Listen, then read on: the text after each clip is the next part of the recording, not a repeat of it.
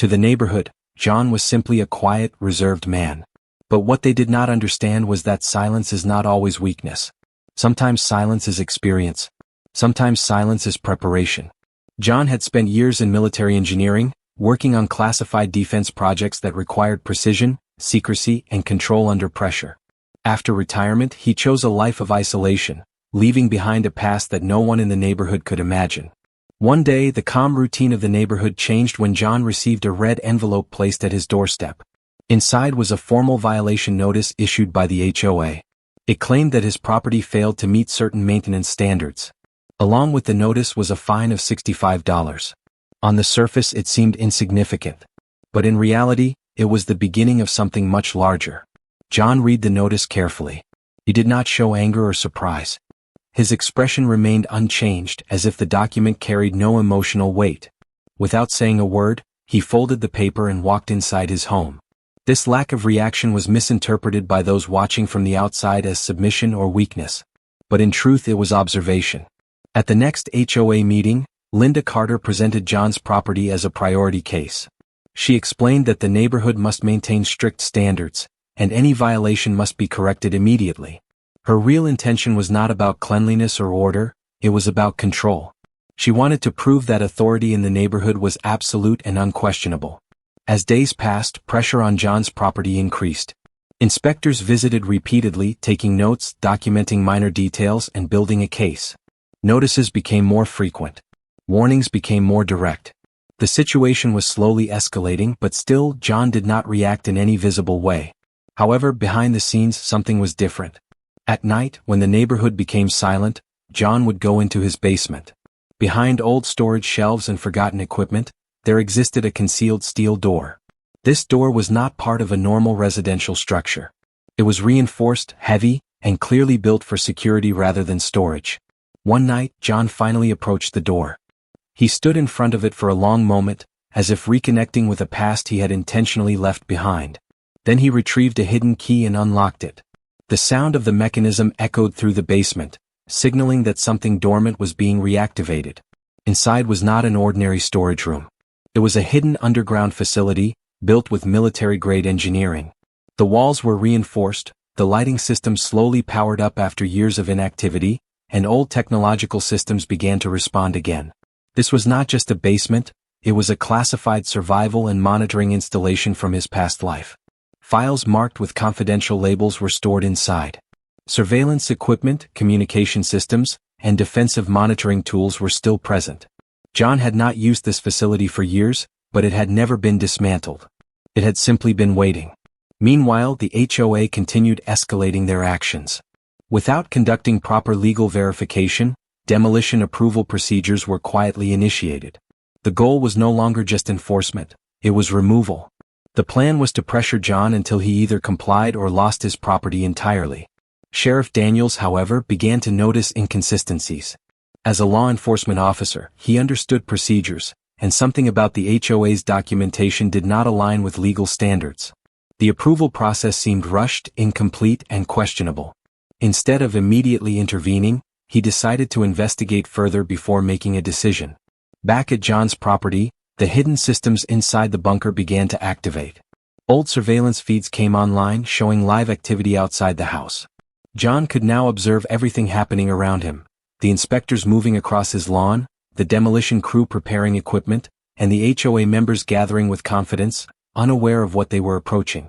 The following day, demolition equipment arrived at the property. A large bulldozer stood at the edge of the street, its engine running loudly, signaling readiness for destruction. HOA members stood behind it, believing that their authority was about to be fully enforced. Linda Carter watched the scene with confidence, convinced that the situation was under control. But everything changed when Sheriff Daniels arrived. His presence immediately shifted the atmosphere. He had reviewed the documents more carefully and now understood that the situation was not as simple as the HOA had presented. He was no longer there as an observer. He was there as a legal authority prepared to intervene. John Miller stepped out of his house at that moment. Unlike what others might have expected, he did not appear emotional or defensive. He remained calm, controlled, and focused. There was no panic in his behavior, only awareness. It was clear that he had already understood more about the situation than anyone else present. He then presented official ownership documents for the property. These documents contained historical land records that contradicted the HOA's claims. As Sheriff Daniels reviewed them carefully, the truth became unavoidable. The HOA's enforcement action was not legally valid. The realization caused an immediate shift in power. The demolition process was halted. The bulldozer engine was shut down. The workers stepped back. As the truth unfolded, the HOA structure began to collapse under its own overreach. Internal accountability questions emerged. Decisions made without legal verification were now being challenged. Mark Reynolds was pulled into formal questioning. The neighborhood. Through all of this, John Miller remained unchanged. He did not celebrate, argue, or attempt to assert dominance. He simply returned to his home and closed the door. His role in the conflict ended not with victory speeches but with silence. But the neighborhood itself was no longer the same. The illusion of absolute HOA control had been broken. People now understood that authority without proper foundation can collapse instantly when challenged by truth. Inside the hidden bunker, systems slowly powered down again, returning to dormancy. The past was once again sealed away. And outside, life continued, but with a new understanding that things are never always as simple as they appear. At that moment, Sheriff Daniels confirmed the situation. The demolition order was invalid. Any further action would be considered unlawful. The bulldozer engine slowly quieted, and the crew began to step away. The authority that had once felt absolute was no longer in control. As tensions settled, more truths emerged about the property. The hidden bunker beneath John's home was not just personal. It had historical significance, tied to retired defense infrastructure. What the HOA had treated as a simple residential dispute had escalated into something far beyond their understanding. One by one, the systems of control the HOA relied on began to collapse. Internal investigations were initiated. Documents were reviewed. Responsibility shifted. The structure of authority that once dominated the neighborhood started to break apart. Linda Carter, once confident and commanding, now faced the consequences of decisions made without proper judgment. Mark Reynolds was taken aside for questioning. The neighborhood, which had remained silent for so long, now watched as the illusion of control faded completely. John Miller, however, did not celebrate. He did not speak further or attempt to assert dominance. He simply returned to his home and closed the door, as if nothing had changed for him personally. But everything around him had already changed. The neighborhood slowly returned to silence, but it was no longer the same silence as before. It carried awareness, hesitation, and respect. People now understood that the man they had tried to pressure was not someone without history or strength. Inside the hidden bunker, systems powered down once again. The secret remained buried as it had been for years. And outside, life in the neighborhood continued under new awareness. In the end, it was not just a story about rules or enforcement. It was a story about control, hidden history, and the truth that sometimes the quietest people carry the most powerful pasts. And just like that, a silent house became the center of a conflict that no one in the neighborhood could ever forget. That in a quiet and seemingly perfect suburban neighborhood, life appeared controlled, organized, and peaceful on the surface.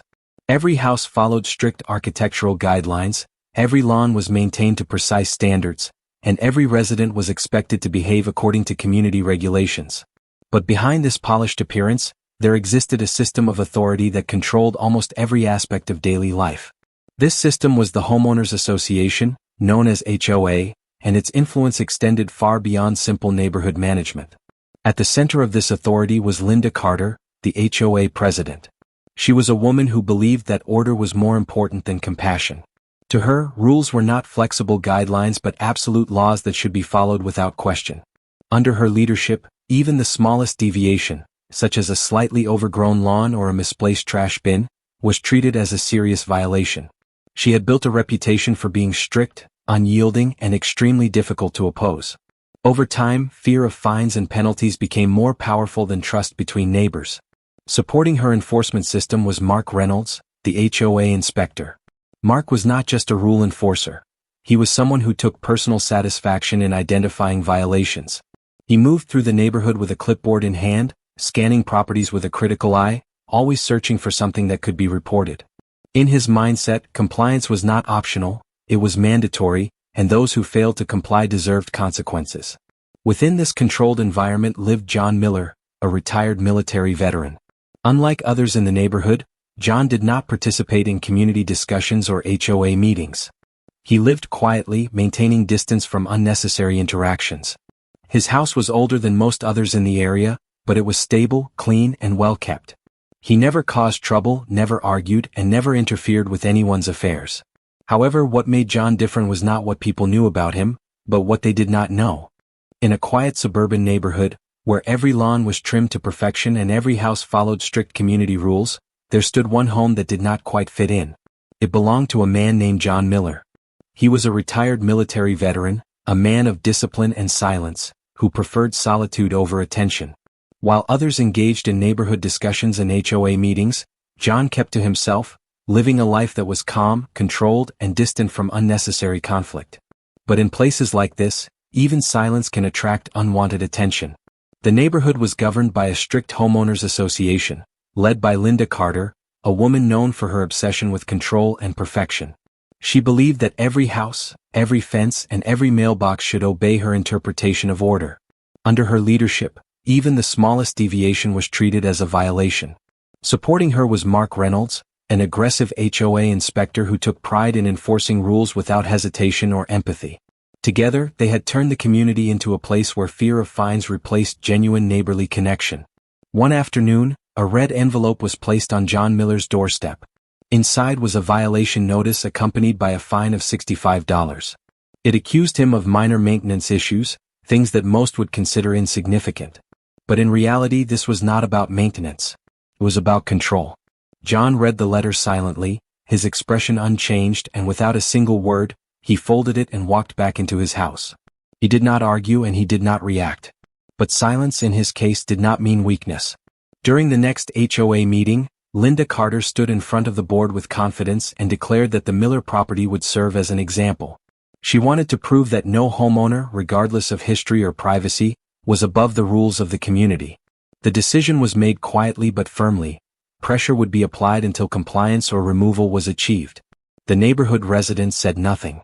They had learned that speaking against the HOA only made life more difficult. Days passed and the pressure began to increase. Another warning notice arrived, followed by stricter inspections. Mark Reynolds visited the property repeatedly, documenting every detail, searching for anything that could be used against John. Meanwhile, the house remained unchanged, quiet, and unbothered, as if it existed outside their authority. At night, when the neighborhood slept under dim streetlights and silence, John descended into his basement. Behind old storage boxes and forgotten equipment, there was a hidden steel door. It was locked, sealed, and untouched for years. John stood there for a moment, staring at it as if remembering something long buried. Slowly, he retrieved a key that had been hidden beneath an old wooden shelf and inserted it into the lock. The door opened with a heavy mechanical sound, revealing a space that was far from ordinary. What lay beyond was not just a basement. It was a concealed underground facility, a remnant of his past life in military engineering. The walls were reinforced, the lighting system slowly powering back to life after years of inactivity. Inside were classified files, old monitoring systems, and dormant technology that once served national defense purposes. John had never spoken about this part of his life. To the outside world, he was just a quiet retiree. But beneath his home lay a history that no one in the neighborhood could have imagined. While John uncovered what he had long left behind, the HOA moved forward with its plans. Without proper investigation, without legal clarity, demolition approval documents were prepared. The goal was simple: force compliance or erase the problem entirely. Linda Carter believed she was acting within her authority, confident that no resistance would come from a single homeowner. However, things began to shift when Sheriff Daniels was notified. Unlike the HOA, he approached the situation with caution. As he reviewed the documents, inconsistencies began to appear. Something about the approval process did not seem legitimate. He decided to observe before taking action. Meanwhile, John activated parts of the hidden facility. Old surveillance systems came online, displaying real-time activity around his property. He could see everything: the inspectors, the trucks, the people gathering with authority they believed was absolute. But what they did not realize was that the house they intended to control was not defenseless. The following day, demolition equipment arrived. A large bulldozer stood at the edge of the property, its engine rumbling as if preparing for destruction. HOA members gathered behind it, confident that the situation would soon end in their favor. Linda Carter stood with authority, watching the final stage of her decision unfold. But then Sheriff Daniels arrived, stepping out of his vehicle with a serious expression. His presence immediately changed the atmosphere. He had reviewed enough to know that something was wrong, and he was not there to observe anymore. He was there to intervene if necessary. John Miller finally stepped outside his house. He did not appear angry or fearful. Instead, he was calm, almost emotionless, as if he had already anticipated every possible outcome. The confrontation that followed was not loud, but it carried weight. Every word, every silence felt significant. John then produced a file, old, worn, and official. It contained original land ownership records and documentation that had been buried under years of administrative oversight. As Sheriff Daniels examined it, the truth became undeniable. The HOA's claim over the property was flawed, and their enforcement actions lacked proper legal foundation. The atmosphere shifted immediately. Confidence within the HOA collapsed. Mark Reynolds stepped back, unsure of what to do next. Linda Carter's expression changed for the first time, not with anger but with uncertainty. The control she had always relied on was slipping away.